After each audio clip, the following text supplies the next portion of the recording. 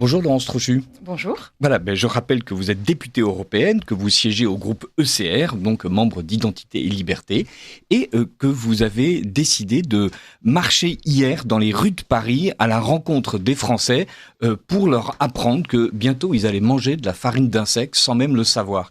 Et si vous voulez bien, juste avant de vous laisser raconter ça, on va entendre justement un petit sonore d'une des personnes devant qui vous avez agité une boîte de grillons. Vous voyez ce que c'est Oui, il y a des bestioles, oui. Est-ce que vous savez Moi, ce je que suis c'est pas comme bestioles non, les bestioles, j'aime pas trop. Pas trop. Et écoutez, s'il y en a qui veulent les manger, j'ai pas d'opposition, mais qu'on m'oblige pas à les bouffer. Oui, alors en fait, le sujet, c'est que vous risquez de les manger sans le savoir. Parce que en fait, ça va rentrer dans la composition des pains, des compotes. Peut-être vous ne passez pas beaucoup de temps à regarder les étiquettes quand vous achetez. Ça m'arrive de plus en plus. D'accord. Mais bon, c'est pas toujours bien clair. Voilà, donc c'est pas toujours bien clair. Donc vous avez marché hier dans les rues de Paris. Pourquoi sensibiliser les Français à la possibilité de manger des farines d'insectes ? Parce qu'en fait, c'est pas anodin. Alors vous savez, dans le cadre de mon mandat au Parlement européen, je siège à la commission santé. Et en fait, évidemment, quand la Commission a proposé de donner cette autorisation, c'est dans le cadre d'une directive qui s'appelle Novel Food, qui permet justement de donner, sur demande des entreprises qui le formalisent, des autorisations pour mettre sur le marché des nouveaux aliments. Évidemment, il y a des enquêtes pour savoir quels sont les risques associés. Et en l'occurrence, il y a une agence qui s'appelle l'EFSA qui n'a pas levé tous les doutes concernant les risques d'allergie. Parce que la plupart des gens dans la rue me disaient, mais en fait, moi, ça m'est égal que ça soit commercialisable, à partir du moment où on ne m'oblige pas, en fait, à manger les farines d'insectes. Le problème, c'est que les gens vont de fait les consommer sans le savoir, précisément parce que on va trouver de la farine d'insectes dans tous les aliments à base de farine. Donc ça peut être les pizzas, ça peut être les biscuits, les pains, mais aussi, par exemple, pour les verres de farine, dans les compotes. Donc, il y a des risques d'allergie qui sont notifiés, clairement, qui ne sont pas levés, pour le coup. Et une personne, quand elle est allergique aux crustacés, parce que souvent, il y a des croisements avec les allergies aux crustacés, elle sait qu'elle ne va pas manger de soupe de poisson. Mais elle ne s'imagine pas qu'il va falloir aller vérifier l'emballage d'un pain de mie ou d'une compote.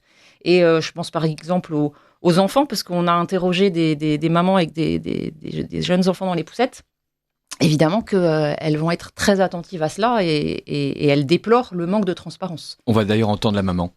Moi, j'aurais pas pensé à allergie aux crustacés. C'est ça. Pas du tout. Pas au pain et aux compotes. J'aurais pas fait le lien. Au gâteau. Ah bah c'est bon de le savoir. Surtout quand on découvre chez les enfants qu'il y a de plus en plus d'allergies, Bien sûr. de ne pas introduire des risques Ah bah tout à fait. supplémentaires. Quoi. Tout à fait, non mais c'est important qu'on soit mis au courant. C'est ça. Et informé. Et informé. Surtout. Exactement. Merci en tout cas. Merci. Et informer surtout. L'UE promet la transparence et là on a l'impression malgré tout qu'il y a un côté larvatus prodeo. En fait, ce qu'on ne sait pas bien dire aujourd'hui, c'est comment l'information va être donnée. D'abord, moi j'ai pu constater une grande ignorance du sujet et c'était ça aussi que je voulais mesurer en allant à la rencontre des Français. Ça veut donc dire qu'il n'y a pas d'information. Donc, on ne peut pas leur reprocher aux Français de ne pas aller chercher une information quand ils ne savent pas que c'est capital de faire cette démarche. Donc, certains m'ont dit moi, je regarde rarement en détail les étiquettes des produits que j'achète.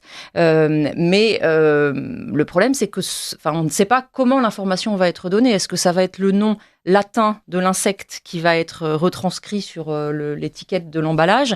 Est-ce que ça va être avec des chiffres et des lettres, comme on le voit parfois, on va dire des codes chimistes sur les étiquettes, ou est-ce qu'il va y avoir marqué explicitement présence de poudre d'insectes, risque d'allergie, vous voyez, parce que après tout le monde ne sait pas qu'il peut y avoir des allergies croisées avec d'autres substances. Donc, voilà, si effectivement on nous dit E245, il y a une chance qu'on n'y comprenne rien. Si on nous dit traces d'insectes, comme il y a marqué traces de fruits à la coque, oui, ce sera un peu plus clair. Explicite. Exactement. Mais là, pour le moment, c'était pas réglé justement. Mais pour l'instant, on est dans l'incertitude là-dessus. Donc ça veut dire quoi? Ça veut dire que moi, je vais déposer une objection en disant que toutes les garanties ne sont pas apportées pour que la sécurité du consommateur final soit préservée.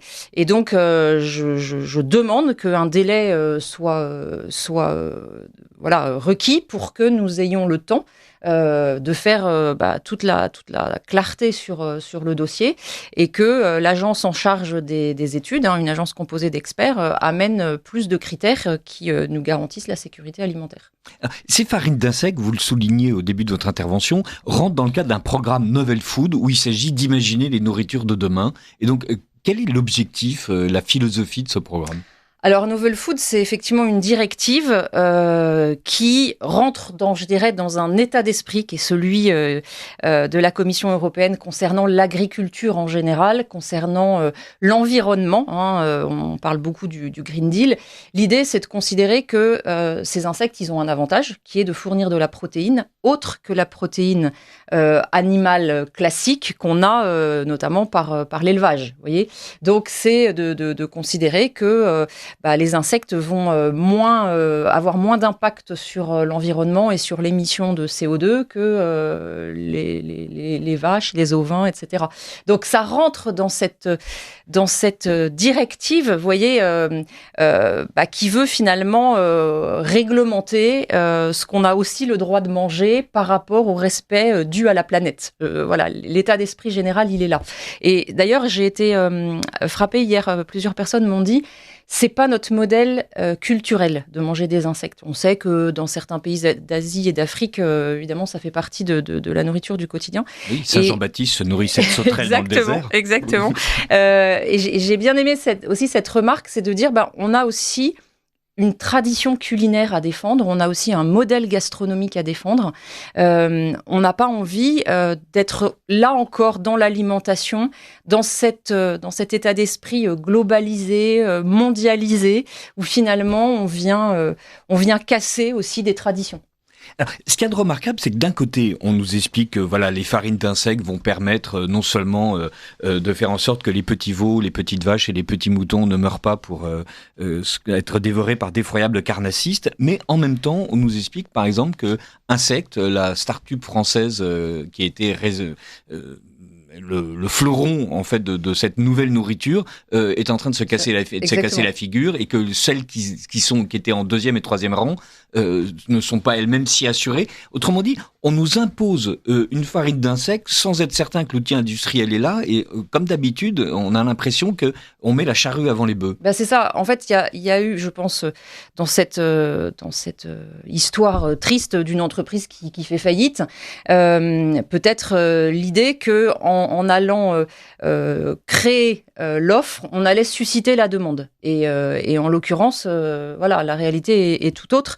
Et c'est vrai que cette entreprise à laquelle je me suis intéressée, bien évidemment, parce qu'on a essayé de voir aussi quels étaient les intérêts français, les intérêts de l'industrie française, on assiste encore une fois à un échec économique, vous voyez, d'une sorte de miroir aux alouettes où on fait croire que, en fait, on va pouvoir faire de l'argent sur un sujet qui visiblement ne le permet pas. Donc alors ça veut dire quoi ? Ça veut dire qu'on va se fournir où finalement de cette farine d'insectes qui va venir, qui va entrer dans la composition des aliments qu'on consomme. Si c'est pas français, ça veut dire que ça va être encore de l'importation. Et on est toujours dans ce paradoxe, vous voyez, de l'écologie punitive qui est en fait, de vouloir forcer la main au consommateur, l'obliger à rentrer dans un schéma de consommation sans lui donner les moyens de s'alimenter avec une production nationale.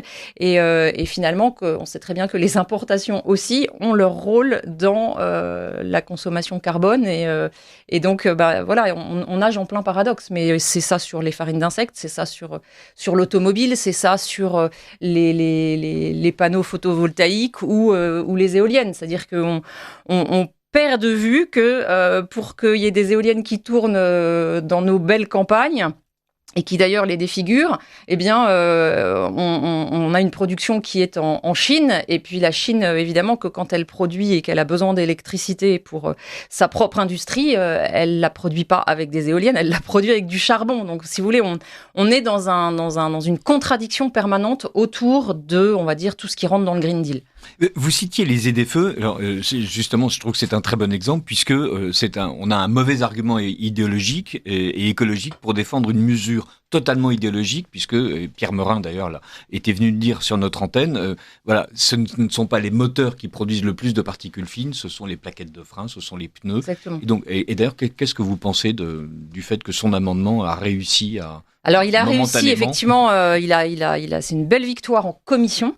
Maintenant, évidemment, ce qu'on souhaite, c'est que cette victoire en commission se traduise en victoire dans l'hémicycle à l'Assemblée nationale. Et on a bon espoir que ce principe des ZFE totalement injuste, qui finalement correspond aux nouveaux octrois, on pourrait dire, eh bien que ce projet soit abandonné, parce que moi je me souviens, il y a quelques années, les élus du mouvement conservateur étaient allés rencontrer Valérie Pécresse, les élus de la métropole de Paris, pour dire l'opposition, pour faire remonter l'opposition qu'ils entendaient dans la population parmi leurs administrés.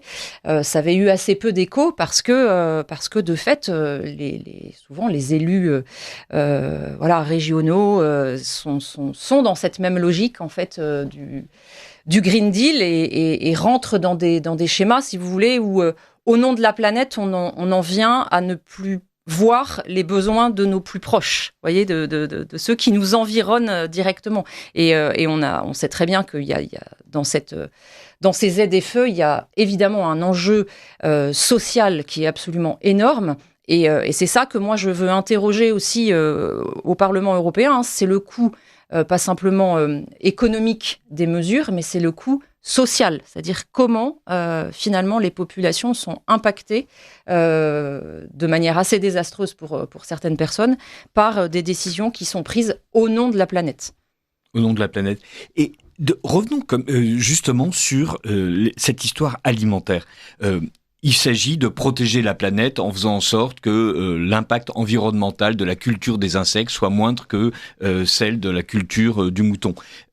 Mais entre un mouton en Nouvelle-Zélande sur des fermes absolument gigantesques qui nécessitent des investissements eux aussi gigantesques, et ensuite un appareil industriel incroyable, et ensuite une exportation avec des bateaux, le train et l'arrière-train de toute l'horreur écologique, et un exploitant de blanc de Causse en Lozère en France, on est sur deux modèles économiques totalement différents, on est sur deux empreintes environnementales totalement différentes. Autrement dit, on peut déjà sauver la planète juste en privilégiant les modes d'élevage français. Exactement. On peut sauver la planète en privilégiant la proximité. Et je pense que c'est justice que nous devons rendre à nos producteurs, qu'il s'agisse de l'agriculture, de l'élevage, parce qu'on les met en situation de concurrence absolument insupportable. On sait très bien, ça c'est tout l'enjeu par exemple des traités de libre-échange. On a parlé il n'y a pas très longtemps du Mercosur et avec Marion Maréchal, nous avons reçu au Parlement européen des agriculteurs qui venaient nous dire leur détresse parce que ils sont obligés de jouer avec des règles du jeu qui ne sont pas les mêmes pour tous. C'est vrai, on va dire, entre les agriculteurs européens et les producteurs extra-européens, mais c'est vrai même au sein de l'Union européenne.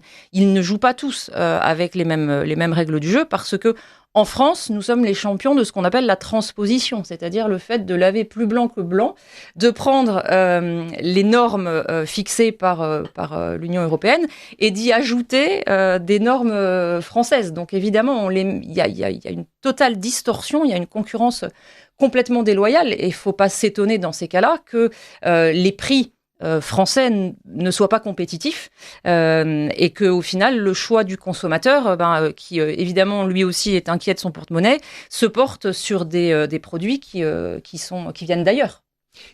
Je suis en train de recevoir avec plaisir Laurence Trochu, qui siège au groupe ECR au Parlement européen, qui est membre d'Identité et Liberté. Nous avons traversé les rues de Paris avec elle hier pour interroger les Français sur la sécurité alimentaire. Et dans un quart d'heure, nous parlerons de tout à fait autre chose, puisque nous parlerons de théâtre. Mais revenons à Laurence Trochu. Voilà, on parlera de théâtre, on parlera d'éloquence française. Mais vous nous parlez de quelque chose qui est beaucoup plus important, si je peux me permettre. Vous nous parlez de gastronomie française, vous nous parlez surtout du mode de vie des Français. Ces Français que vous avez interrogés, donc, ignoraient qu'ils allaient manger de la farine d'insectes. L'Union européenne est incapable de garantir, pour le moment, une véritable transparence sur cet ajout alimentaire. Les raisons idéologiques de la substitution de ces protéines animales à des protéines animales classiques ou au blé et à d'autres aliments classiques rendent en fait un son très désagréable à entendre. On a l'impression qu'on veut en fait changer tous nos modes de vie alimentaires et fondamentalement changer nos modes de vie, nous faire basculer dans un autre monde régi par quelque chose qui n'a rien à voir ni avec notre culture ni avec notre civilisation. Ben ça, on le voit tristement finalement dans un état d'esprit européen que traduit d'ailleurs assez bien Emmanuel Macron, quand il nous dit il n'y a pas de culture française. On est avec ce logiciel qui nie l'identité en fait des nations européennes. Et pour beaucoup, de ce fait, ça ne pose aucun problème finalement d'importer des modes de vie, des modes de consommation qui ne sont pas ceux hérités de notre civilisation européenne. Et c'est ce monde globalisé, qui fait la loi. Et c'est pour ça que notre parti français Identité Liberté trouve toute sa place au sein des conservateurs et réformistes européens, parce que toute la question, c'est de savoir pourquoi on se bat, qu'est-ce qu'on veut conserver, qu'est-ce qu'on veut garder, qu'est-ce qui a besoin d'être réformé, évidemment, parce qu'on vise aussi une efficacité. Mais vous voyez, on est là dans un débat civilisationnel qui se traduit sur différents champs. On a évidemment le wokisme, qui est une attaque directe de notre culture et qui est d'autant plus pernicieuse que le wokisme s'immisce notamment à l'école, c'est-à-dire là où se forment les petites intelligences de demain, et puis évidemment comme ça, de manière vous voyez, comme disait Nietzsche, ça avance sur des pattes d'oiseau de manière avec subrepticement, voilà. Mais tout ça, c'est un état d'esprit qui vise à détruire, à déconstruire, et c'est pour ça qu'il faut des élus pour rappeler en fait ce que nous sommes, pour rappeler la fierté que nous avons d'appartenir à une civilisation. Alors, on peut détruire après tout une certaine idée de la gastronomie, mais ce que vous soulignez, c'est qu'en fait, on détruit bien plus. C'est-à-dire, si je détruis la capacité à manger des protéines de viande, je détruis un élevage. Si je détruis une manière de faire de la boulangerie, je détruis en fait des boulangers, des meuniers et des cultivateurs. En fait, ces idéologies ont un impact direct en fait sur l'industrie et l'agriculture française. Exactement, sur l'économie, et c'est ça qui est terrible, c'est que en fait, le modèle écologique punitif que nous subissons est un modèle destructeur de l'économie, et on sait très bien que sans croissance, évidemment, on va dans le mur, et vous voyez, il y a cette concurrence finalement qui s'installe d'emblée entre le modèle vert et la nécessité pourtant de faire vivre des populations et de sauvegarder des intérêts économiques. Et c'est ça qui est absolument terrible, c'est que le coût du Green Deal, en fait, est bien supérieur sur le plan économique aux économies qu'il prétend faire. Donc, on est dans ce paradoxe, et c'est pour ça que il y a eu effectivement une démarche commune entre certains groupes au Parlement européen pour réclamer la suspension du Green Deal, parce que de fait, on ne veut pas mettre à mal les économies des nations européennes qui sont déjà tristement impactées. Alors, ce pacte vert, c'est par exemple la fin des voitures thermiques en 2035. C'est ça. On est dans 10 ans. Et pour le moment, ce n'est pas suspendu. Ce n'est pas suspendu. Le groupe ECR a demandé que le délai soit étendu, parce que de fait, là encore, on met le consommateur et même le producteur, on les met au pied du mur. C'est-à-dire que nous sommes d'arrêter de consommer comme nous le faisons, que ce soit pour l'alimentation, que ce soit pour la production des voitures, mais sans nous donner d'alternative. C'est-à-dire que même chose avec les ZFE. Finalement, la conclusion, c'est quoi? C'est qu'il va falloir prendre des transports en commun qui ne sont absolument pas prêts pour absorber les flux de demande. Donc c'est extrêmement impactant pour la vie quotidienne des gens. Et on sait très bien que on va au nom toujours, c'est ça qu'il faut avoir en tête, c'est toujours au nom de la sauvegarde de la planète, vous voyez, donc d'une écologie qui est complètement déconnectée, qui est éloignée. Moi, j'ai envie de dire, c'est pas la planète que je veux sauver, moi, c'est mon environnement proche qui m'importe. C'est de savoir ceux qui sont les plus proches, les voisins, comme et Scruton, le philosophe britannique, qui a beaucoup écrit sur la préservation du patrimoine naturel, le disait en ces termes. En fait, l'environnement, c'est ce qui nous environne au quotidien. Et je pense que c'est ce que perd de vue l'écologie punitive. La meilleure manière de sauver l'environnement, ce n'est pas d'acheter une voiture chinoise électrique, c'est de faire en sorte que nos haies soient pleines d'abeilles. Exactement. Mais c'est là encore, c'est pour ça que le mot paradoxe me vient systématiquement à l'esprit quand on aborde ces sujets écologiques, parce que en fait, c'est toujours, et c'est là qu'on reconnaît d'ailleurs une idéologie, c'est toujours au nom de beaux principes complètement irréalistes que sont prises des décisions qui vont empoisonner la vie des gens, alors que les décisions de bon sens sont la plupart du temps à leur portée et sous leurs yeux. Et il est vraiment grand temps que des élus se mobilisent au niveau européen, mais bien évidemment aussi au niveau national, pour contester cette nouvelle religion qui est devenue l'écologie punitive. Alors, c'est une religion punitive, et en plus, avec l'irruption de Trump, ces histoires de droits douane, on se retrouve dans un paradoxe, enfin pas un paradoxe, on se trouve dans une situation catastrophique. D'un côté, le chinois Buy Your Dream, BYD, donc est en train d'inonder de ses voitures électriques le vieux continent européen. De l'autre, Donald Trump est en train d'expliquer que toutes les voitures européennes thermiques ou électriques ne s'importeront aux États-Unis qu'à condition de payer des droits douane catastrophiques. On est donc en train d'offrir des voitures chinoises à bas prix à une industrie qui ne pourra plus exporter et donc dont le marché intérieur se réduit. On est en train en fait de ruiner les centaines de milliers d'emplois qui restent encore dans toute l'Europe cette industrie automobile. C'est de l'autodestruction en fait. C'est de l'autodestruction programmée et je dirais consentie. Vous voyez, et c'est pour ça qu'il est capital que des élus s'opposent à cette logique mortifère, parce que vous voyez bien que l'industrie française a été détruite. Ce qu'il en restait, c'était essentiellement l'industrie automobile. Elle est en train d'être grignotée et attaquée. Et puis l'agriculture, évidemment, qui est une autre des grandes compétences françaises, est mise à mal de la même manière et toujours pour les mêmes raisons et avec cette même logique. Donc en fait, on se retrouve à être les idiots utiles, parce que évidemment, les grandes puissances que vous avez citées n'ont pas les mêmes pudeurs que l'Europe pour prendre soin de la planète, alors même qu'elles sont celles qui sont les plus gourmandes, on va dire, en émissions de CO2. Donc en fait, on va être les idiots utiles de cette nouvelle religion qu'est l'écologie. Voilà, parce que donc sous prétexte de protéger la France, on laisse en fait la Chine ravager la Chine et on laisse Donald Trump ravager les États-Unis.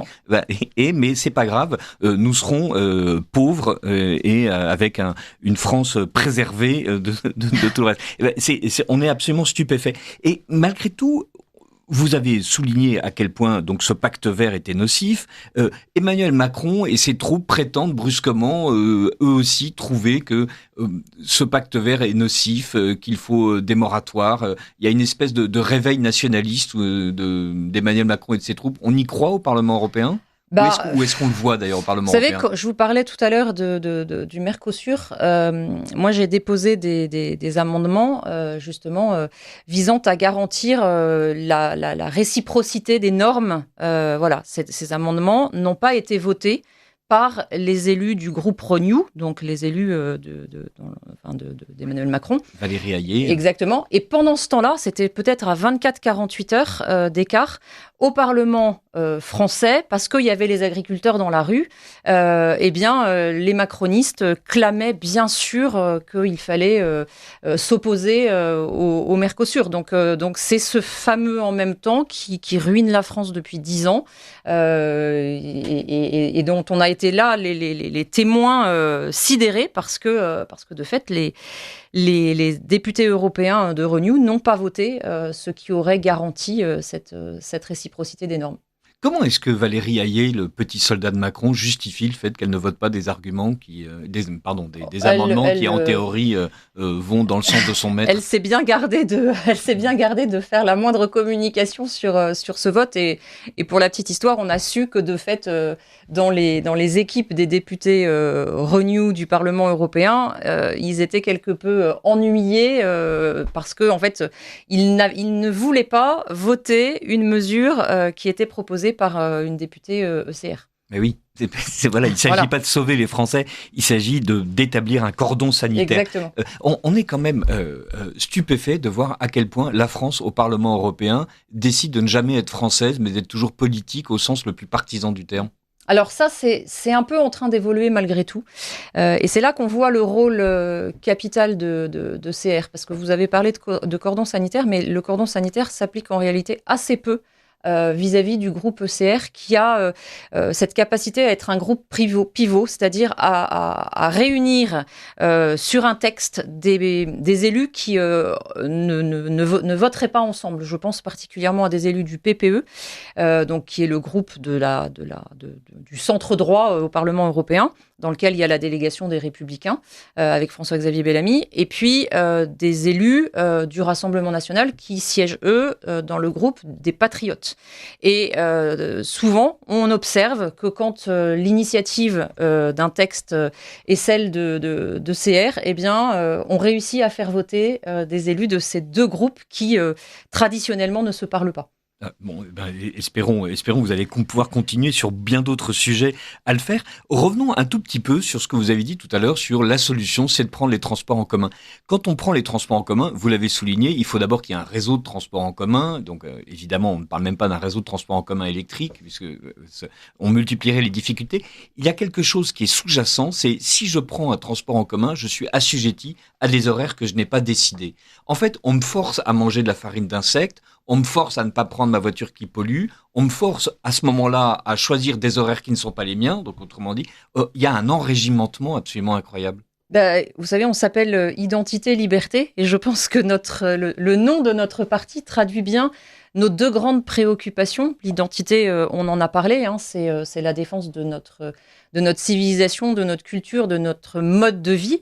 Et puis, liberté avec un S, parce que finalement, ce sont nos libertés du quotidien qui sont attaquées. Évidemment, là, on parle même de la liberté de circuler. On pourrait évidemment parler aussi de la liberté scolaire, qui est sans cesse remise en cause. La liberté économique au sens large, parce que aujourd'hui, la prison des normes et des taxes met notre modèle économique dans un champ de non-compétitivité mortifère par rapport justement à tous les enjeux européens et même mondiaux. Et donc, on est là vraiment pour rappeler ces deux jambes sur lesquelles nous devons marcher, la défense de notre culture, de notre identité et la sauvegarde de nos libertés.